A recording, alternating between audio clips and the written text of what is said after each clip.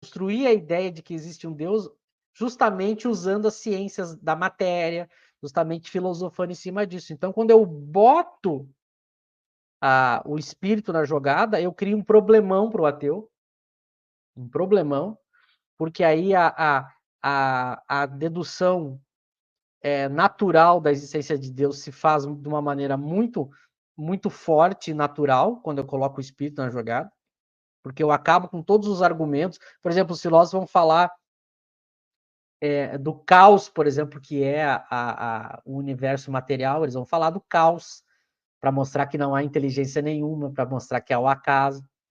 Então, quando eu boto o espírito da jogada, aí tem um problema, porque agora eu tenho um efeito inteligente que não depende da matéria. Então, qual é a causa dele? Né? Então, esse é um dos pontos.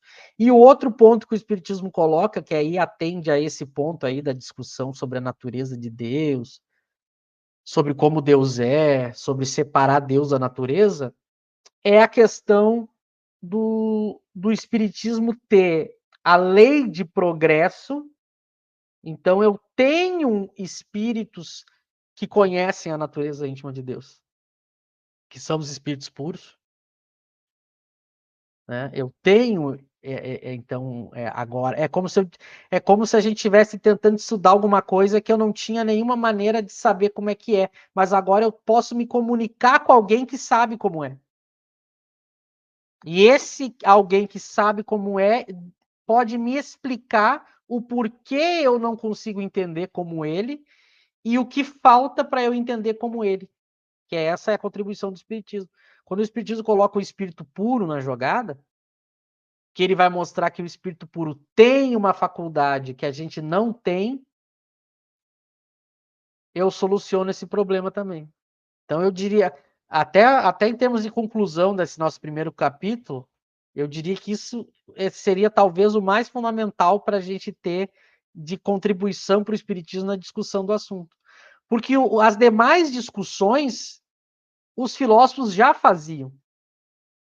Quando a gente tratou ali do conceito de Deus, quando a gente tratou das provas da existência de Deus, até mesmo os atributos de Deus, os filósofos já discutiam. O Espiritismo não trouxe nada de novo nisso. Mas por que que agora com o Espiritismo isso que já era discutido ganha força?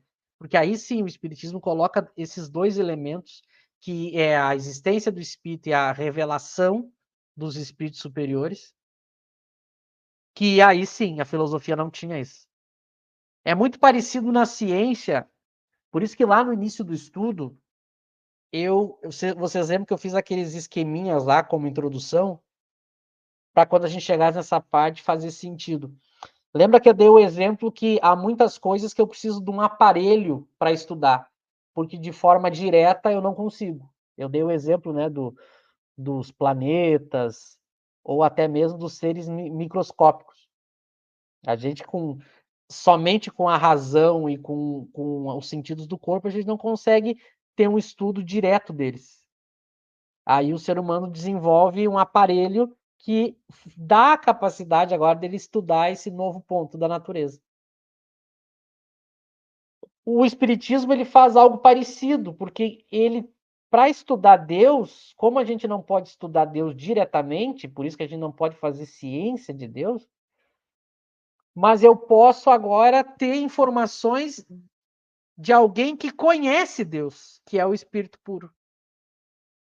E ele vai me dizer, olha, há um Deus, ele é assim, e você com as suas faculdades não vai conseguir ir além disso, mas se você progredir moralmente, você consegue desenvolver outras faculdades que aí sim você vai poder ver Deus diretamente.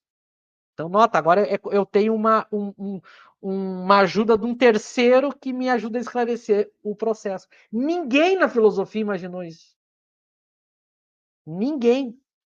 É engraçado, o próprio Sponville, que eu estou lendo agora, que defende o ateísmo, todos os argumentos que ele coloca, o livro dele se chama O Espírito do Ateísmo, que eu aconselho quem puder, compre.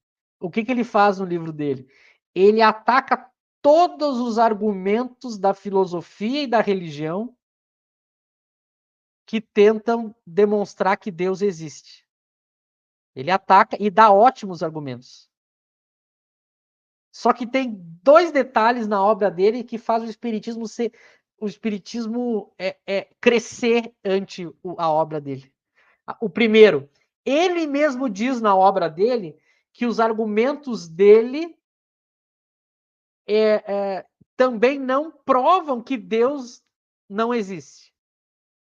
Ele diz: os meus argumentos não provam que Deus não existe. Apenas eu acredito que os meus argumentos são melhores do que aqueles que dizem que Deus existe. Esse é um detalhe. E o outro detalhe é que de tudo que o Sponville ataca, o ponto esse que o Espiritismo apresenta, ele não ataca. Então aí a gente vê a força do Espiritismo. Ele consegue enfrentar os argumentos da filosofia nos outros pontos, mas aquilo que o Espiritismo traz, que é a ideia da existência do espírito provada cientificamente e a revelação dos espíritos superiores, inclusive superiores no sentido do espírito puro aqui, né, que conhece Deus e traz essa informação para a gente.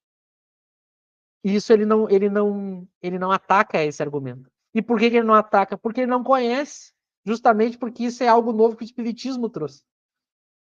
Mas ele chega a dizer, agora para concluir aqui a minha fala, ele chega a dizer na obra dele que se fosse provado a existência da vida após a morte, os argumentos dele cairiam, se tornariam muito fracos. Ele chega a dizer. Então, nota como ele já, através da imaginação do filósofo, ele já sabe que tem pontos fracos, teria pontos fracos o argumento dele se tivesse uma prova da vida além da matéria. E o Espiritismo deu essa prova. Então, é impressionante como, às vezes, a gente pensa que a gente, às vezes, não tem noção da dimensão do quanto o Espiritismo, aquilo que ele trouxe de inédito, é muito forte. Às vezes a gente não tem essa noção. Aí quando a gente começa a ler as discussões filosóficas de séculos, a gente vê certas soluções que o Espiritismo conseguiu porque ele foi por outro caminho, que ninguém pensava. Que, aliás, ajuda a confirmar a verdade do Espiritismo, né? Que ele só pode ser de espíritos superiores, porque quando ele traz uma ideia que ninguém pensou, isso é uma prova de que o Espiritismo não pode ser produto da cabeça do ser humano. Porque ele traz um jeito de solucionar problemas filosóficos que ninguém tinha pensado. Então essa foi uma sacada de Kardec assim que faz ele ser o grande gênio e o espiritismo ser realmente o apelo supremo, né?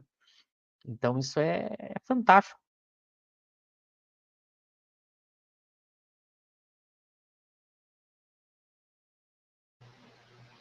Eric, fica à vontade. Isso que o Michel falou é interessante, né? Porque realmente o espiritismo, diferente dos debates metafísicos que tinha anteriormente, né? Kardec vai dizer na Gênesis, né, que é uma metafísica científica.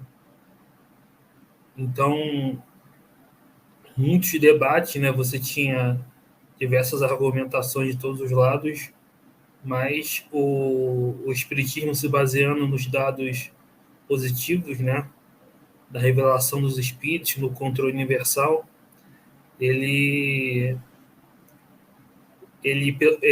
se limitava, né? Não ia além do que a ciência não podia determinar e dava maior clareza a certos pontos, né? Então, por exemplo, além desse problema que o Lauro citou, né? Tem a questão, por exemplo, do orgulho, né? Que o panteísmo ele é uma doutrina que torna o homem orgulhoso, né? Porque o homem, não podendo ser Deus, ele quer ser parte de Deus, né? O panteísmo transforma o homem em Deus. Então, é a confusão da criatura com o Criador, né? Então, além de todos esses problemas lógicos, tem o problema moral, né, no panteísmo. É o problema do orgulho, né? A mesma coisa com relação ao deísmo, por exemplo. E Kardec vai falar